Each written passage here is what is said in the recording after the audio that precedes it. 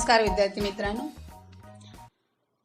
आजच्या तासिकेमध्ये प्रकरण 6 भारतातील दुसरे नागरीकरण यातील भाग 3 नवीन धर्म प्रवाह या मुद्द्याचा आपण विचार करणार आहोत। यामध्ये जैन धर्म आणि बौद्ध धर्म यांची शिकवण तत्वज्ञान आपण आजच्या तासिकेमध्ये जाणून घेणार आहोत। सर्वप्रथम जैन धर्माविषयी आपण जाणून घेऊया। जैन धर्माने साधे सोपे तत्वज्ञान मांडलेले आहे। स्त्री पुरुष समानतेचे तत्वज्ञान जैन धर्माने सांगितले। स्त्रियांनाही मुक्ती मिळू शकते हा विचार मांडून स्त्रीला धर्म स्वातंत्र्य दिले।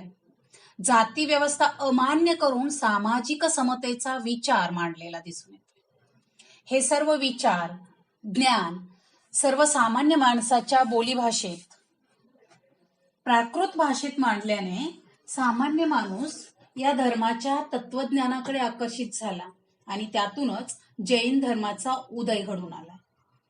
जैन तत्वज्ञानानुसार ऋषभदेव हे पहिले तीर्थंकर असून पार्श्वनाथ हे 23वे तीर्थंकर आहेत। तीर्थंकर म्हणजे काय तर तीर्थंकर म्हणजे धर्म प्रकट करणारा। पार्श्वनाथ यानंतर सुमारे 250 वर्षानंतर महावीर जैन हे 24वे तीर्थंकर झाले। जैन धर्माच्या परंपरेनुसार महावीर जैन हे शेवटचे तीर्थंकर मानले जातात। पहिले तीर्थंकर ऋषभदेव हे एक राजपुत्र होते। असं सांगितलं जातं की दरबारामध्ये नाचणाऱ्या एका सुंदर नृत्यांगनेच्या आकस्मिक मृत्यूमुळे त्यांना वैराग्य आले। त्यांनी ऐश्वर्याचा त्याग केला आणि अरण्यात जाऊन चिंतन केलं आणि तेथेच त्यांना केवल ज्ञानाची प्राप्ती झाली। त्याच ज्ञानाचा त्यांनी प्रचार सुरू केला आणि त्यातूनच जैन धर्म उदयाला आला असं मानलं जाते। 23वे तीर्थंकर पार्श्वनाथ हे देखील बनारसच्या राजाचे राजपुत्र होते आणि तपश्चर्या केल्यामुळे त्यांना केवल ज्ञान प्राप्त झालं होतं। जैन धर्माच्या तत्वज्ञानानुसार आज जी पंचमहाव्रते सांगितली जातात त्यातील 4 प्रमुख तत्व पार्श्वनाथ यांनी सांगितलेली आहे आणि त्यानंतर महावीरांनी त्या 4 प्रमुख तत्वांच्या जोडीला ब्रह्मचर्य हे 5वं तत्व सांगितलेले। मग ही 5 महाव्रते कोणती, पंचमहाव्रते कोणती तर पहिलं बघा अहिंसा, म्हणजे हिंसा करू नये, कुठल्याही प्रकारची हिंसा करू नये। त्यानंतर दुसरं पंचमहाव्रत आहे सत्य, नेहमी खरे बोलावे, सत्य वागावे। त्यानंतर तिसरं आहे अस्तेय, चोरी करू नये। चौथं अपरिग्रह, संपत्ती साठवू नये। आणि 5वं जे वर्धमान महावीरांनी सांगितलं हे शेवटचं तत्वज्ञान ते आहे ब्रह्मचर्य, म्हणजे ब्रह्मचर्य पालन करावं असं त्यांनी सांगितलेलं। आणि म्हणून हे जैन धर्माचे 24वे तीर्थंकर वर्धमान महावीर यांच्याविषयी आपण आता जाणून घेणार आहोत। त्यावरती 2 मार्काला टीप लिहा म्हणून विचारलं जाते। तर वर्धमान महावीर टीप लिहा, 2 गुण। इसवी सन पूर्व 599 मध्ये वैशाली नगर जवळील कुंडग्राम या ठिकाणी पिता सिद्धार्थ आणि माता त्रिशला देवी या राजघराण्यातील माता पित्यांच्या पोटी वर्धमान महावीर यांचा जन्म झालाय।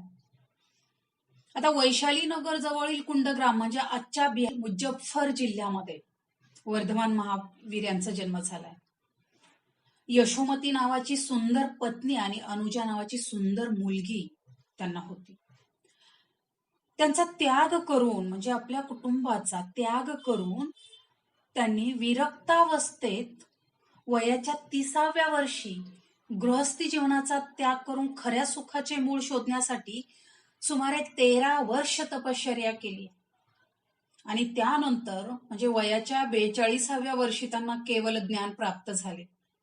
या काळात त्यांनी स्वतःला क्लेश करून घेतले, प्रसंगी त्यांनी अन्नाचाही त्याग केला। वर्धमान महावीर यांनी आपल्या इंद्रियांवर विजय मिळवला। आता इंद्रियांवर विजय मिळवणं म्हणजे एक वेळ शत्रूवर विजय मिळवणं सोपं, मात्र इंद्रियांवर विजय मिळवणं फार कठीण। तो वर्धमान महावीर यांनी मिळवला होता.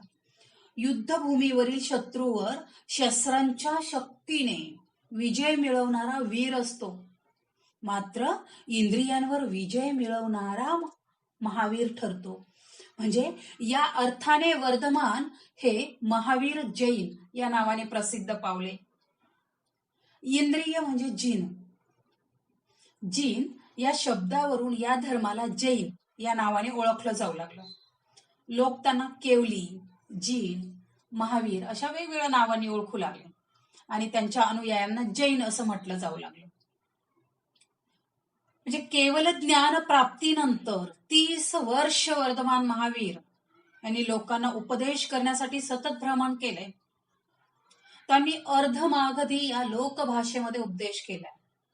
सदाचरण आणि व्रतस्थ आयुष्याचा वर्धमान महावीर यांनी पुरस्कार केलाय. त्यांनी 3 मूलभूत तत्व सांगितलेली आहे, ज्याला त्रिरत्न असं म्हटलं जातंय. ती त्रिरत्न कोणती? तर पहिलं आहे सम्यक दर्शन. म्हणजे वर्धमान महावीर सर्वज्ञ असून त्यांनी सांगितलेलं तत्वज्ञान सत्य आहे असं मानणं म्हणजे सम्यक दर्शन. दुसरं त्रिरत्न आहे, त्रिरत्नांपैकी दुसरं आहे सम्यक ज्ञान. वर्धमान महावीर यांनी सांगितलेले तत्वज्ञान समजावून घेणे म्हणजे सम्यक ज्ञान. आणि तिसरं त्रिरत्न आहे सम्यक चरित्र. वर्धमान महावीर यांनी सांगितलेल्या तत्वज्ञानानुसार आचरण करणे म्हणजे सम्यक चरित्र. जैन धर्माने सांगितलेल्या ह्या 3 मूल तत्वांनाच त्रिरत्न असं म्हटलं गेलं. अनेकांतवाद वर्धमान महावीर यांच्या तत्वज्ञानाचे गाभासूत्र होते. त्यानुसार सत्य हे एकांगी नसून त्याचे अनेक पैलू असतात. महावीरांनी स्वतः जैन संघाची स्थापना केली. महावीरांच्या नंतर सुमारे 200 वर्षांनी मगध देशामध्ये भयंकर दुष्काळ पडला होता. त्यामुळे जैन मुनी भद्रबाहू हा आपल्या शिष्यांसह कर्नाटकामध्ये गेला आणि तेथे त्याने जैन धर्माचा प्रसार केला. त्यावेळी त्याच्याबरोबर त्याचा शिष्य सम्राट चंद्रगुप्त मौर्य हा देखील होता. चंद्रगुप्त मौर्याने आपल्या सम्राट पदाचा त्याग करून जैन धर्म स्वीकारला आणि कर्नाटकामध्ये जैन धर्माचा धर्मप्रसार त्याने केला. चंद्रगुप्त मौर्य ज्या डोंगरावर राहिला, म्हणजे त्याचं ज्या डोंगरावर वास्तव्य होतं ते ठिकाण आजही चंद्रगिरी या नावाने ओळखलं जाते. याच काळामध्ये श्रवण बेळगोळ हे जैन धर्माचं दक्षिणेतील प्रमुख केंद्र बनलं होतं. त्यानंतर पुढचा धर्म आहे बौद्ध धर्म. आता वर्धमान महावीर आणि गौतम बुद्ध हे समकालीन होते. बौद्ध धर्माचे संस्थापक सिद्धार्थ गौतम बुद्धांचा जन्म नेपाळमध्ये तराई भागातील लुंबिनी म्हणजे रुम्मी नदी येथे इसवी सन पूर्व 563 मध्ये झाला. गौतम बुद्धांचे पिता शुद्धोधन हे शाक्य कुळातील होते आणि आई मायादेवी ही कोलीय कुळातील होती. गौतम बुद्धांच्या पत्नीचे नाव यशोधरा होते. शुद्धोधन हे मूळचे अयोध्येतील शाक्य क्षत्रिय राजवंशातील होते. त्यांचे पूर्वज नेपाळमधील तराई येथे स्थायिक झालेले होते. कपिला वास्तू येथे त्यांचे गणतंत्र पद्धतीचे राज्य होते. सिद्धार्थाने सांसारिक जीवनामध्ये रमावे यासाठी त्यांच्या पित्याने सर्व प्रकारची काळजी घेतली होती.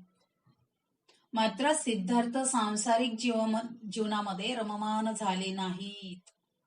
वार्धक्य, आजारपण, मृत्यू आणि शोक ही दुःखाची प्रतीके त्यांच्या पाहण्यात आली आणि त्यांच्या मनामध्ये विरक्तीची भावना निर्माण झाली.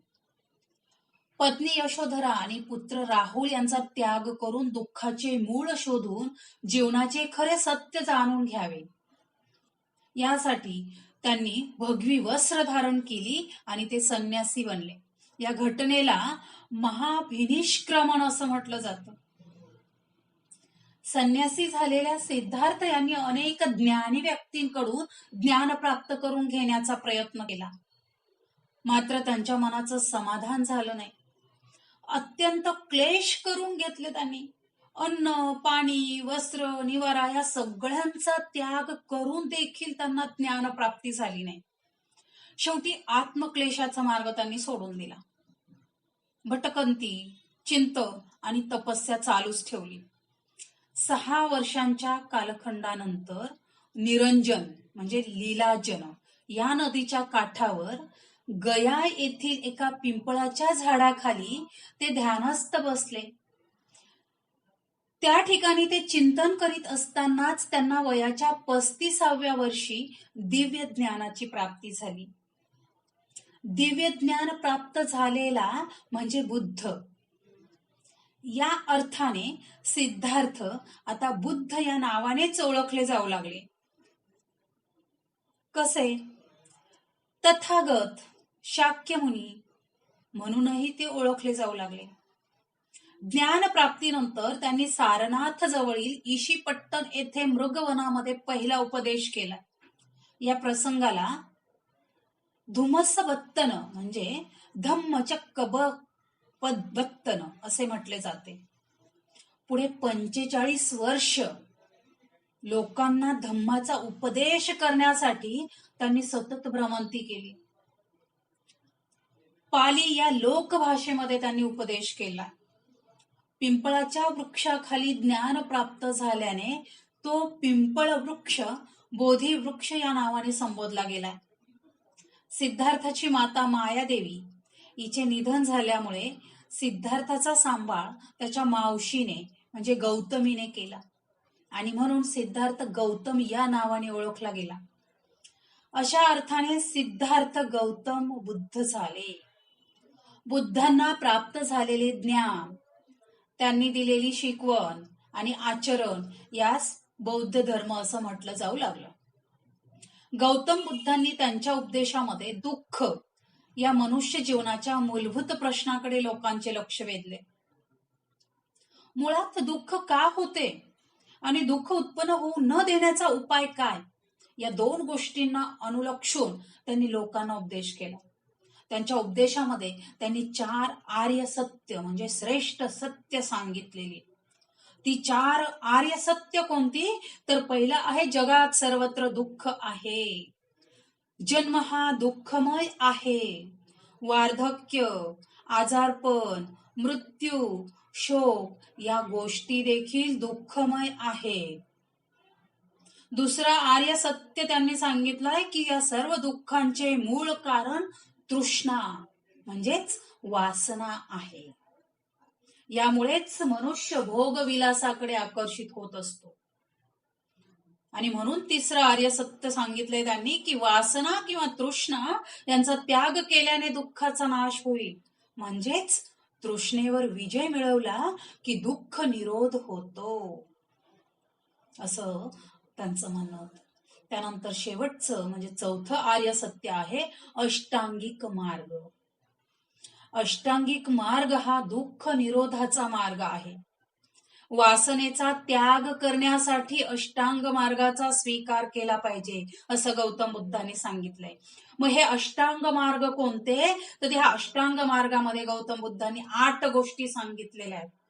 त्या 8 गोष्टी म्हणजे सम्यक दृष्टी, निसर्ग नियमाविरुद्ध काहीही घडत नाही हे सत्य स्वीकारणं. दुसरा आहे सम्यक संकल्प म्हणजे योग्य निर्धार, ठाम निर्धार.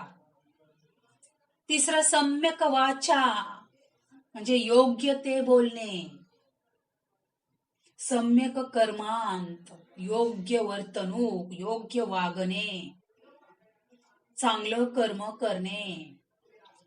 5वा आहे सम्यक आजीव म्हणजे योग्य मार्गाने उपजीविका करणे. त्यानंतर 6वा अष्टांग मार्ग गौतम बुद्धांनी सांगितलाय व्यायाम, सम्यक व्यायाम, अयोग्य गोष्टी प्रयत्नपूर्वक टाळणे. 7वा अष्टांग मार्ग आहे सम्यक स्मृती म्हणजे अखंड सावधानता आणि त्यायोगे योग्य गोष्टींची स्मृती.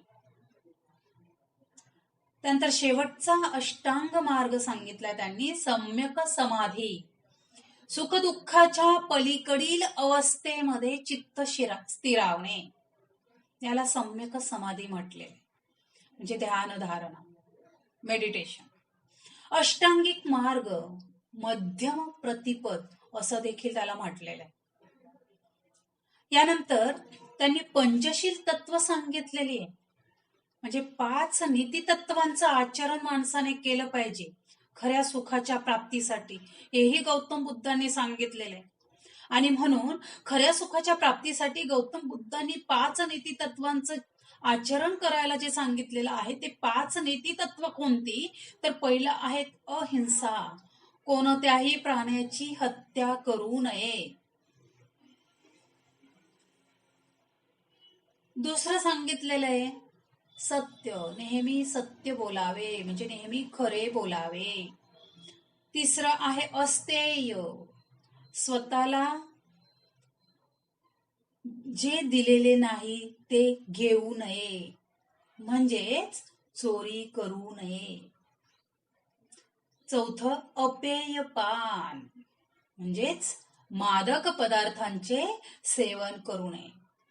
आणि 5वं आहे ब्रह्मचर्य, ब्रह्मचर्य व्रताचे पालन करावे. हे त्यांनी आपल्या पंचशील तत्वांमध्ये सांगितलेलं आहे. गौतम बुद्धांनी बौद्ध भिक्खूंचा एक संघ प्रस्थापित केला. बौद्ध धर्मामध्ये बुद्ध, धम्म आणि संघ यांना शरण जाण्याची संकल्पना महत्वाची. या संकल्पनेला त्रिशरण असं म्हटलं गेलं, म्हणजे बुद्धम शरणम गच्छामी, धम्मम शरणम गच्छामी आणि संघम शरणम गच्छामी, या 3 प्रतिज्ञा बौद्ध धर्मामध्ये आवश्यक मानल्या गेलेल्या आहेत. इसवी सनापूर्वी 6व्या शतकात प्राचीन भारतामध्ये जीवनाच्या सर्वच क्षेत्रांमध्ये परिवर्तन घडून आले. आणि म्हणून असं म्हटलं जातं की या काळामध्ये भारतामध्ये दुसऱ्या नागरीकरणाला सुरुवात झालेली आहे.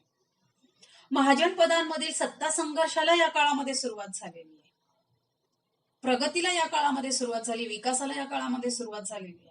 काशी, कोसल व अवंती आणि मगध ह्या 4 महाजन पदांमध्ये सत्ता संघर्ष सुरू राहिलेला आहे. इसवी सनापूर्वी 4थ्या शतकापर्यंत मगधाचे राज सत्ता प्रबळ होत गेली आणि इतर महाजन पदांचे स्वतंत्र अस्तित्व संपुष्टात येत गेलेले आणि नंतरच्या काळामध्ये मगध साम्राज्याचा उदय घडून आलेला आहे. म्हणजे प्राचीन भारतामध्ये प्रामुख्याने वैदिक, जैन आणि बौद्ध धर्माचा उदय आणि विकास घडून आलेला दिसून येतो. याशिवाय भारताच्या भूमीत नास्तिकवादी तत्वज्ञानही याच काळामध्ये उदयाला आलेलं आहे. आणि या नास्तिकवादी तत्वज्ञानाचा, पंथाचा एक मोठा आचार्य होऊन गेला, तो म्हणजे चार्वाक. हा चार्वाक नास्तिकवादी पंथाचा एक मोठा आचार्य होता. अशा रीतीने आजच्या तासिकेमध्ये आपण जैन आणि बौद्ध धर्माविषयी सविस्तर जाणून घेतलेलं आहे. धन्यवाद.